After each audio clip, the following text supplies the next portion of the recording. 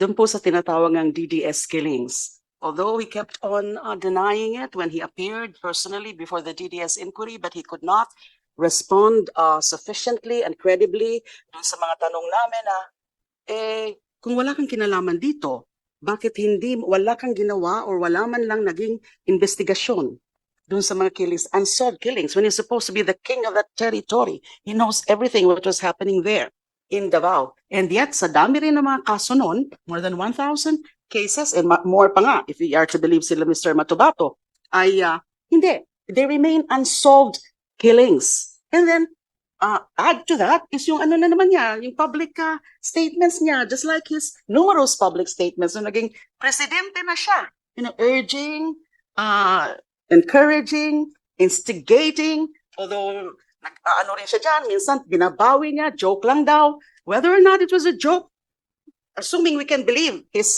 excuse that it was those statements were mere jokes, ay sinunod Sinunod ng mga nasa baba. Sineryoso nila.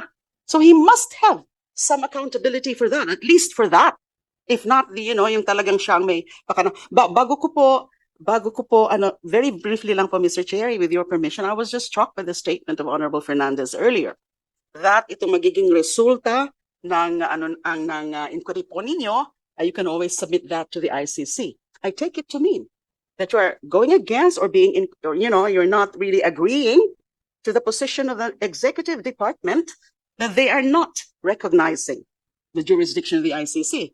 Kaya hindi sila nagko-cooperate. So I'm delighted, I'm pleased to hear that. Although you are also perfectly within, because you are an independent institution. So hindi. Iginiit ni dating Senador Leila de Lima na si dating Pangulong Rodrigo Duterte ang mastermind, instigator at inducer sa mga pagpatay sa war on drugs ng kaniyang administrasyon. Sinabi ito ni De Lima sa kaniyang pagdalo sa pagdinig ng House Committee on Human Rights sa drug war deaths. Dagdag ng dating senador, dapat sentensyahan at ikulong ng International Criminal Court si Duterte.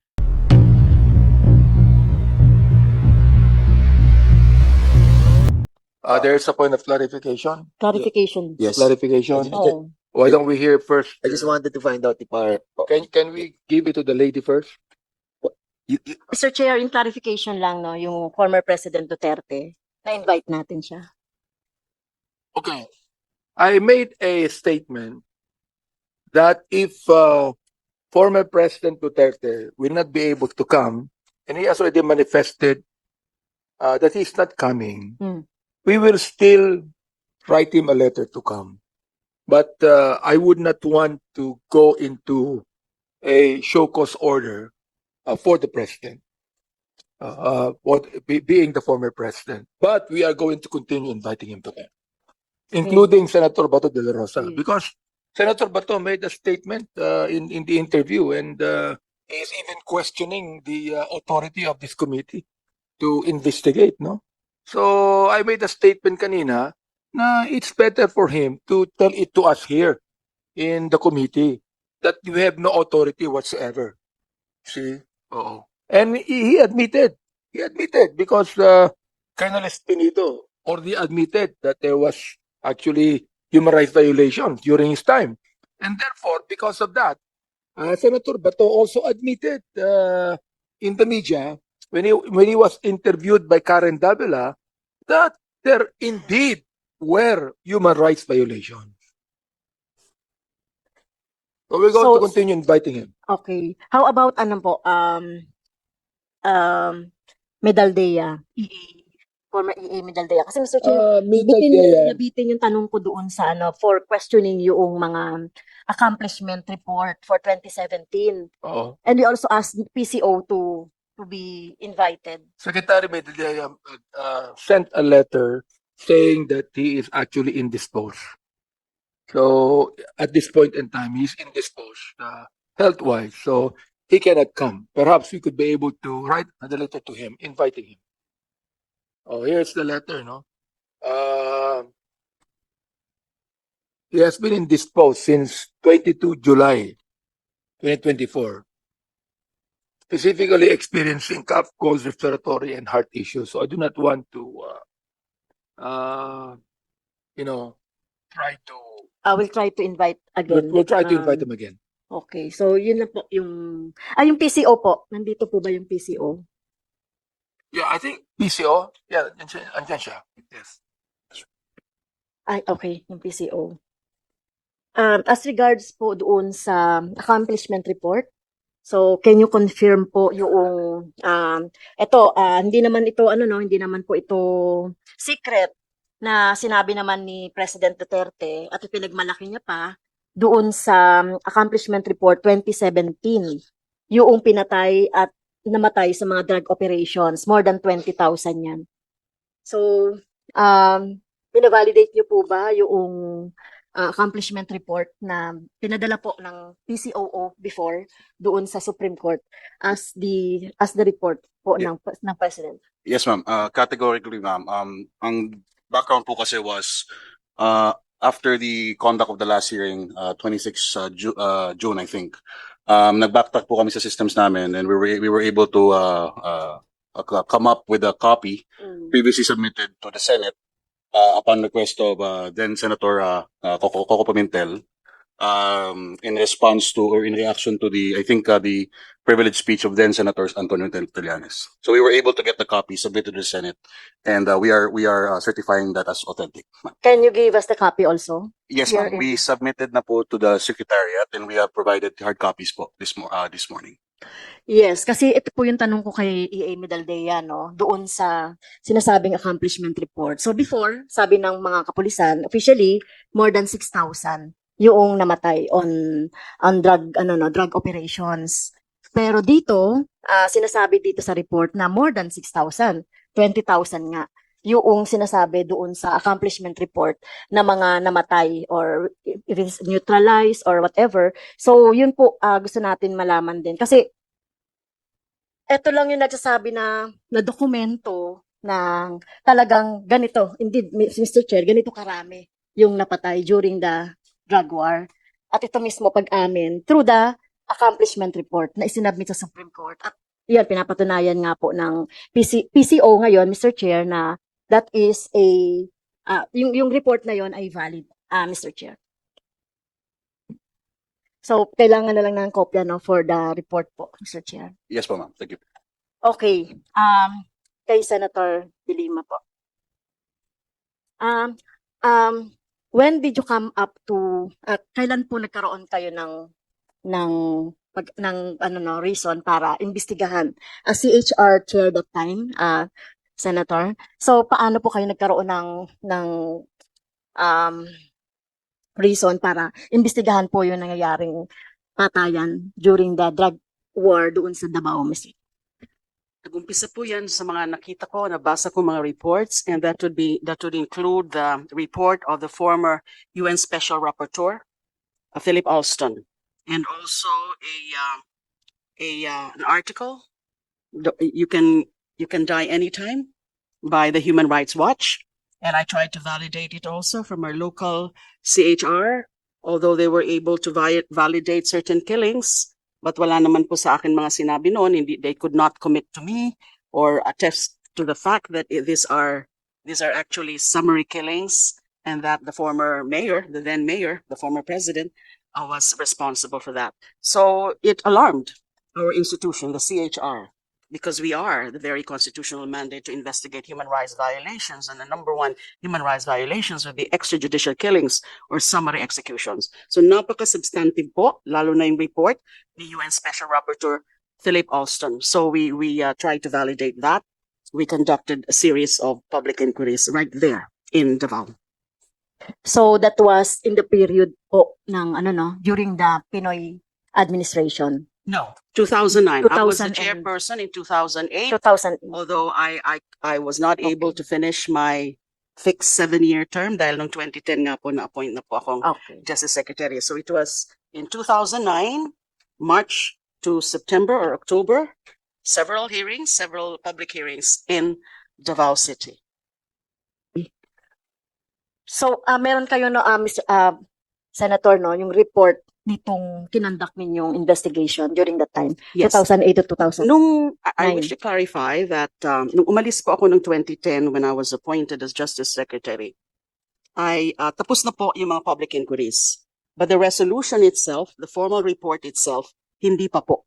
But our team, nung ako pa po yung chairperson, we were able to come up with exhaustive notes about exactly what was disclosed during the hearings and other findings. Kasi yung iba po, karamihan actually, yung mga naging witnesses namin for the DDS killings ay hindi humarap doon sa DDS inquiry sa Davao. Mga kinakausap lang po namin yun clandestinely.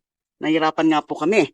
And some of them refused even to execute affidavits, but some of them came up with affidavits pero using aliases. They did not want to disclose their true identities, although the CHR had record. Exactly what I know is that meron kaming internal record kung sino-sino ang mga yon. So, can you submit that, Senator, sa committee report, Well, yung mga notes or whatever Yeah, findings that you I have? can submit the Mhm. notes because I have them. Although the other documents, karamihan no, it's supposed to be with the CHR. But my notes, I'm willing to really share with you because exhaustive po yun. We identify where exactly involved and then the incidents, the testimonies. Kasi marami po kami mga pinaharap doon, including the then mayor himself and then mga other officials of the city, mga barangay and others. And so it was an exhaustive notes that I can really share with this committee, Your Honor. Thank you, Mr. Chair. So, nagkaroon po ba ng formal turnover po? Kasi hindi natapos, hindi kayo nagkaroon ng resolution. So, sino po ba yung pumalit sa inyo noon, Senator? After you as CHR Chair? Si Chair Eta Rosales. Eta Rosales. So, Yes. hindi na napagpatuloy kaya yon? Tapos Hindi na na po kasi nung umalis po ako, technically and officially, tapos na po yung inquiry. But as I said, the resolution was not yet completed. But we had notes which we shared Okay. with them, and I even tried to come up also with the resolution. But I was no longer the CHR chair, so I had no authority to really submit that draft resolution which I had then. But the notes I shared with them. So, Sir Chair, included po ba dito yung mga, in your investigation, yung testimony ni Edgar Matubato and Arturo Las Cañas? Nung CHR inquiry po, DDS inquiry in 2009, hindi pa po yan nakapag-appear sila Matubato and Las Cañas. Pero their names, especially Las Cañas, are cropped up already. And several other. It will, you will see that in our notes. In fact, ito pong, I think yung mga iba pong yung mga pangalan po na minention ng the Honorable Chair, some of them are part of my notes. And some of them are part of the affidavits of Mr. Las Cañas as submitted to the ICC and the affidavit of Edgar Matubato, the complaint affidavit that was filed with the Ombudsman. Ito po, familiar po, tinitingnan ko po yung mga pangalan. These are all, or most of them, I'm not sure if these are all of them, but most of them have been mentioned. Salamat po. So, in relation to that, Mr. Chair, can we invite even, pwede siguro sa next meeting, si Matubato tsaka si Las Cañas, even in Zoom, for the testimony nila po. Could you make a motion to it, please? So, I move, Mr. Chair, that we invite next meeting our Edgar Matubato and Arturo Las Cañas, even in Zoom po. There's a motion. Is there a second? Second pa din. Moved and seconded? Hearing no objection. Gusto ko rin pong sabihin, with your permission, Your Honor, and Representative Castro, I'm aware of the fact that the scope of this inquiry is just the drug war killings, meaning from 2016 to 2022. But I cannot help mentioning and pointing out yung tungkol nga dun sa DDS investigation namin. Dahil nga sa tingin ko, and I'm sure of that, it was the national drug war was just a replication ng mga modus, yung mga pattern, etc. nung DDS. And as I said, there are personalities, there are characters na mga na-mention ngayon sa mga itong ongoing investigation na yan na nandun na ho sa mga notes namin at sa resulta ng aming investigation. So we cannot help really also pointing. Although this whole thing, this whole inquiry becomes more daunting, more challenging for this committee. Kasi yung sa drug war killings nga lang po is mahirap because of the magnitude Kaya nga I was saying po kanina, with due respect to the committee, yes, it is good that you are conducting this inquiry, and probably the lower level perpetrators can really be investigated, and even the DOJ, etc., other relevant authorities, they can always proceed with the investigation of the individual cases involving low-level perpetrators. Pero pagdating po sa mga higher officials, those with the highest responsibility, including Mr. Duterte, including now Senator Bato de la Rosa, it's just a challenge. It's such a challenge. Now, but the ICC, ang alam ko po, based on some information that I've been getting about the ongoing investigation, ayun ang mga target nila. The ICC also cannot expect to investigate each and every case of the drug war killings in the same manner that this committee cannot also investigate each and every case. Ang ano ko lang po, a word of caution is that, kasi nga ho, our current administration has been saying repeatedly, we are not recognizing the jurisdiction of the ICC. Hindi kami makikipag-cooperate kasi wala na daw jurisdiction. Mali nga po yung posisyon na yun. Hindi natin masisisi ang ICC na they're still continuing. Kasi hinahanap nga nila yung saan ba yung mga investigation na involving higher level officials, including the former president. Wala. Kaya nga yung kanilang conclusion, nung when they authorized, I think in 2023, they authorized the resumption of the ICC prosecutors' investigation was that whatever proceedings happening or being conducted in the Philippines do not amount to what they say tangible, concrete, and progressive investigative steps that would qualify or would approximate and would be likened to the level and the quality of investigation being conducted by the ICC. Masyado po sila nakukulangan. Now, ito pong investigation natin, yes, we are hopeful that meron talaga tayong makukuha pang mga sapat o some significant evidence here that can really highlight what exactly happened. Pero kung hanggang committee lang po, hanggang sa Senate lang po, but without being translated or converted into actual criminal proceedings, hindi pa rin po mahihinto yung ICC investigation. So I know that as a congressional committee, your focus really is to, it's in aid of legislation, to come up with legislative measures. Nabanggit ko kanina ni Honorable Chairman na para hindi na ito maulit, this dark era of our history in 2016 to 2022, hindi na dapat maulit if we can have congressional legislative solutions or measures. Mr. Chair, Yes. may I be allowed to, before I forgot the, isang interjection lang to the manifestation of the former senator. Okay. Because this representation believes that to what the explanation of the former senator with regards to the investigation that we are conducting. As a matter of fact, Senator De Lima, the outcome of this investigation can be used in filing in different courts, and can be used also as a evidence in the ICC. And that's the reason why what we wanted in this investigation is to fast track these different loopholes that can be helpful as well with that proceedings that is being undergone in the ICC. But nevertheless, Mr. Chairman, what I heard, former senator, during the investigation that we conducted in the dangerous drugs, we have also manifested the invitation to Edgar Matubato, but unfortunately, it was relayed to us by the chairman that he is not being allowed to be a part of the investigation anymore because of the committee, because he is under the already in the I don't know kung hindi na po siya ina-allow ng ICC during the time that we have invited him. So most likely our motion to invite Edgar Matubato will be futile, no? Dahil nga po andun na siya sa ICC. And I heard as well with the chairman Ace Barbers, the last time that we have invited Las Cañas, I think Las Cañas ba? Las Cañas, no? The Las Cañas. That will be the last time that we can invite him over. So maybe we can be educated on this issue that we cannot invite anymore that two personalities.